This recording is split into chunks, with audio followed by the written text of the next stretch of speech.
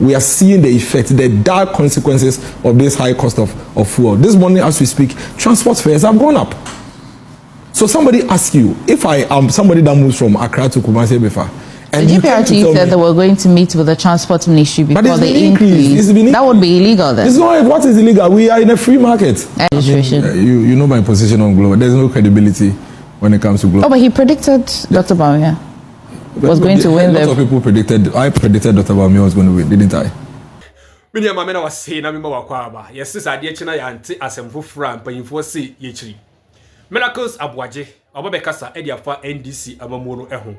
Was say so wohwe sisi ya some of the economic indicators no show positive. Nanso enioma bo e na still na ye den e wo Ghana memu ha. Or the electricity example. Sisi a GPRT for a VIP omo ehye ase. Omo ahenti se omo to fair ebuo no emu. What you see? Any some other things a wakasa e de afa ho.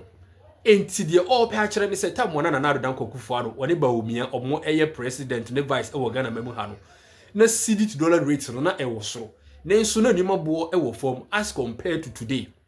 But see I say inflation e wo down, cedi to dollar rate e wo down. Na nso some of the things no esro na eko into no de odwe ho onti ase enti wo say all those economic indicators no e fake ono de or say a fake. Ye be kokutie no na ye tie ensem pote ono ankasa. Okan ye sanso na wabeka nsem bi e dia for Musah Danquah ne ho. Miracles de bia onya kwanya na se wo kasa e dia for global info analytics. Obopanyi no ho a o kire mu a o ye local doctor. Na ne nsem bibre na o woka no e ye guessing bi. Nti bi ho na afa e dia ma no bi ho nso a emfa. O seti one example say Ayawasu East na nsenye ya batu ya baba jama mo ekoye no oprediti ye se baba jama obelusu but ye to aba no ewie ye no na baba jama wa weni enu nti Musah Danquah onye obi a ye credible wo say ye tie no nti ne se mo all can say his excellency the former vice president Mahmoud Bawumia obelusu 2028 general elections no de e busremu kan bi e na oye na emu that is not the reality wadi nkomo but ye ntie honorable in team for you ne nsem waka e de his excellency John Mahama efa LGBTQ nsem no ye wia me the Miracles Aboagye videos no ebeto so e de ama mesra wunya e subscribe na subscribe e de ama like video we share ma wunu e bi no so onya bi ewe me da wase yenko he videos.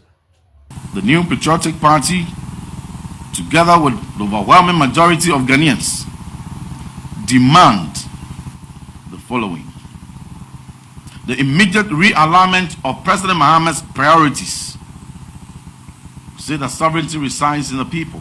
Therefore, President John Dramani Mahama must realign his priorities in line with the real priorities of the overwhelming majority of Ghanaians, specifically the 93% of Ghanaians who, according to the CDD Ghana Afro-Barometer survey, consider the practices of LGBTQ and related activities highly repugnant to the societal values and religious beliefs, and crave a potent legislation to urgently address the canker. 93% of Ghanaians consider LGBT canker and its clampdown a major priority. President Mahama, realign your priorities in line with that of the people you serve. Ghana's basic needs have not changed since 2024. And ladies and gentlemen of the press, you will agree with us on that. The president is therefore expected to fulfill his promise to introduce his government-sponsored bill, which he promised the clergy and the religious leaders to comprehensively address the LGBTQ issues. He made those promises willingly. He must be held to account and be made to fulfill his promise. Second, an apology to the clergy, to the imams, Muslim clerics, and traditional leaders. The NDC and President John Dramani Mahama must apologize to the Christian Council, the Catholic Bishops' Conference, GPCC, and all other ecumenical bodies, the office of the Chief Imam, and our imams, our Muslim clerics, traditional rulers, and concerned CSOs for the double standards and contradictory priorities demonstrated between the period of opposition and now in power. Additionally, we call on the clergy, our our Muslim clerics, communal bodies, traditional rulers, the civil society organizations to call out the NDC and President John Dramani Mahama on their U-turn on LGBT issues to maintain their spirited advocacy for the passage of the pending bill and for President Mahama to sign same into law as soon as it is passed by the 9th Parliament. Now, action from Parliament. We urge the Majority Leader, Honorable Mahama Yarga, and the Speaker of Parliament, Right Honorable Alban Sumana Kingsford Bagby, to ensure the swift passage of the reintroduced bill without further delay tactics orchestrated by the deletion of the advertised bill from the order paper only to be relisted after 7 months of pressure. When we put pressure on them, they relisted it. But even for it to be relisted for first reading, a referral which was made to the Committee on Constitutional and Legal, and to date, not even a single meeting has been called to consider it, has not been attended to. Clearly, somebody was receiving instruction from the Jubilee House and showing them and whipping them on which priorities they should attend to. You know my position on Global. There's no credibility when it comes to Global. Oh, but he predicted Dr. Bawumia was going to win. Lots of people predicted. I predicted Dr. Bawumia was going to win, didn't I? It doesn't mean that whatever I say. So, I mean, a lot of people predicted. You know, as for prediction, people do. Also, he's not somebody, you don't take his data seriously. No, everybody knows the position on him in this country. I think it's just about conjecturing, it's extrapolations. It's not. People predict, you understand? Even, like I say, he's like a lotto doctor. You know, but he uses data. He uses numbers. Which data? Which numbers? Every morning he wakes up based on his emotions and how he feels about something. Then he says, even me, when I disagreed with him on specific issues, the next day he came up with a pulling about me. You understand? He did, actually, surprisingly.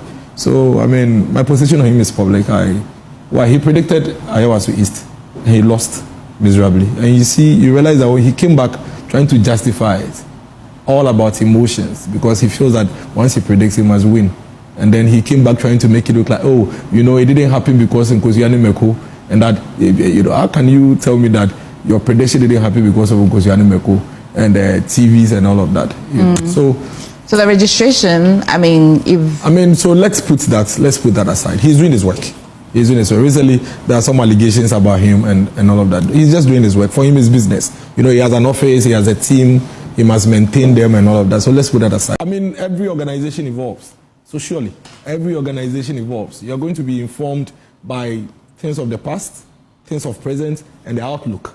So surely you're not going to see the same organization that you used to see maybe in 2023 or 2024. It is going to be an organization that is shaped by input by the people themselves. It's a mass political party. It's a mass organization. And so the aspirations and ideals of the people would inform and form what will become afterwards. And that's what we are working towards. We believe that we provide the most credible alternative to the challenges of this country, albeit we are not perfect. But if you pick sector by sector across the country, tell me, which aspect of our country will this NDC government beat us? Mention any legacy developmental performance or anything you have in this country that is not of the MPP's talking. What do you have on top of your mind that you say this is life-changing for the Ghanaian person and it's from the NDC? Mention one. Go to the health sector. The single most important policy that deals with our fundamentals of our health system, national health insurance, is by the MPP. Go to the education sector, from the basic school to the secondary school, all the transformations by the MPP. Kufuor was the one that came to this country and removed Anopani area. Do you know Anopani area? Kufuor was the one that realized that the reason why the Ghanaian child was dropping out of school by year 4, year 5 was because of poverty. So he made F-cube a reality at the basic school and made sure that every Ghanaian child goes to school without money being a hindrance. And that's what resolved. Even afterwards, he realized that beyond paying the fees for the kids, people could not even afford food, for which reason it is free, but they were still not going. The MPP government brought school feeding, and it doubled and tripled enrollment at the basic school. Secondary school education, the same MPP came and we made it free. And when the People's Forum brought this up in December 2025, there was a pushback by the government and its assigns that it's not true. Dollar has come down, inflation has come down, fuel has come down. You know, and we told them that is true. Dollar has actually come down, fuel has come down, and inflation has come down. But there's a disconnect, and we're only drawing the government's attention to that disconnect because he may not have realized that. Listen, why is it that for the first time in this country we see all these macroeconomic indicators improving drastically, massively, and yet it's not reflecting in our lives? There is a problem. Can you look at it? The government pushed back, and the government said all manner of things. Today, the reality is hitting us, MFA. MFA, go to the market, go to Tiptoe Loan here, and go and ask them. They'll tell you they cannot afford electricity, they cannot afford water. These days, when you are walking on the street, when you are taking your morning walk, you pay close attention, remove your headphones. You hear every household, their meter beeping. Why? Because people can't just afford it. That in 12 months, you have a government that increases electricity by 24%, MFA. 24%. Then you have water increased by 15%. And those are the things that we've been speaking about and talking about all this while. We are seeing the effect, the dark consequences of this high cost of fuel. This morning, as we speak, transport fares have gone up. So somebody asks you, if I am somebody that moves from Accra to Kumasi before, and the GPRT said they were going to meet with the transport ministry before the increase. That would be illegal then. It's not. What is illegal? We are in a free market. I understand. You are free not to sit in my bus. It's a free market. You are free not to sit in my bus if you think it's expensive. But I have to run a business. I have to be able to maintain my buses. I have to be able to afford fuel. I have to be able to pay my overheads. The truth of the matter is that for the person that travels from Accra to Kumasi or Kumasi to Accra, quite often, he has been betrayed by this government. Why? You came to tell me that as of 2024, I was paying 95 cedis to 100 Ghana cedis from Accra to Kumasi. And you, this NDC government, you came to tell me that the government then was wicked and that it was too expensive. I should vote for you. When I vote for you, you relieve me of that burden and make it more affordable. Then you've moved it to 120 Ghana cedis. Now, if I listen to this very interesting analogy. An economy that had inflation at 23%, fuel at 14 cedis, dollar at 14 cedis, is giving me transport cost of 100 cedis. Then you come. You give me an economy of inflation at 3.2%, dollar at 10.9%. Fuel, of course, now that one has taken care of itself, close to 17 cedis for diesel. Which economy do you think is best? You are telling me that this economy is better than 2024, and yet I am paying more now than I was paying in 2024.